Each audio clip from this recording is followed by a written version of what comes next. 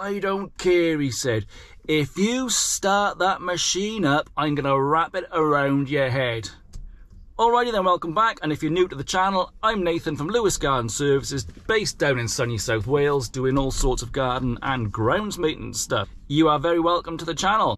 Right, at the end of this little chat, I'm going to tell you my most favourite encounter with a terrible neighbour from hell over the years. Now, I don't think it's just gardeners that get grief out when they work, and if you're working in residential areas, I don't care what you're doing, generally you will get grief of some neighbours of customers you are working for, or some public around you for whatever reason. Now, the reasons I find are mainly because the neighbour is already in dispute with the person you're working for, like an ongoing thing, so whoever there is doing work, they'll find problem with.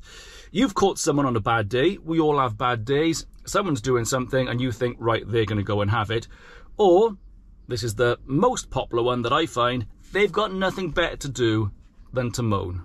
Right, that leads me to the question of, would you work for a nightmare neighbour that's been giving you abuse for a long period of time? We do lots of lawn cuts. One particular lawn cut has a dragon of a neighbour. She comes out and she will give it to you just completely about any bits that drift her away. And you can't help it. You're strimming around the lawn. You're cutting a bit of hedge. The wind, do you mean blows stuff? That's how wind works. I can't help it if something blows your way. And I'll try and like lean the blower over and get any bits. And I would even go around there if she was a little bit reasonable. And I would blow the bits back over by just trying to avoid her. Anyway. Years of abuse, years of staring at you and giving you all that evil eyes. One day she comes out, I'm like, here we go, brace yourself. Can you cut our lawns?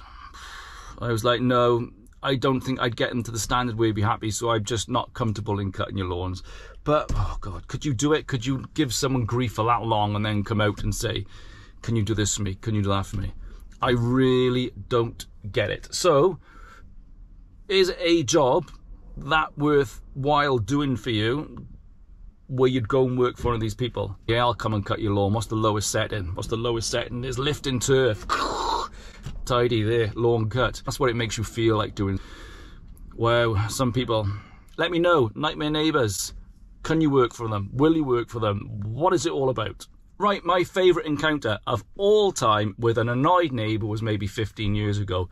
A Saturday morning, a few minutes before 8 o'clock, I start a hedge trimmer. This guy comes storming across the road like a right cock.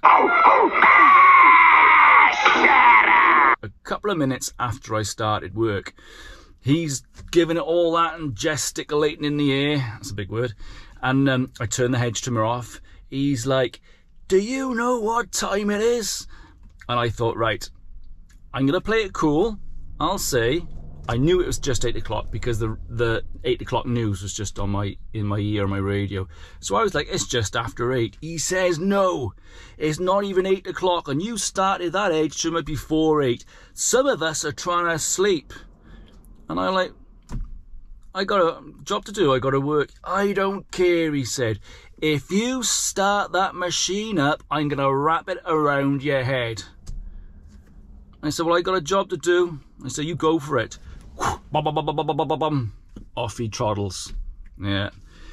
That's my favourite encounter. He was all mouth. Yes, it was a Saturday morning, but you gotta go to work, haven't you? What time's reasonable? I don't know. 2:30 in the afternoon?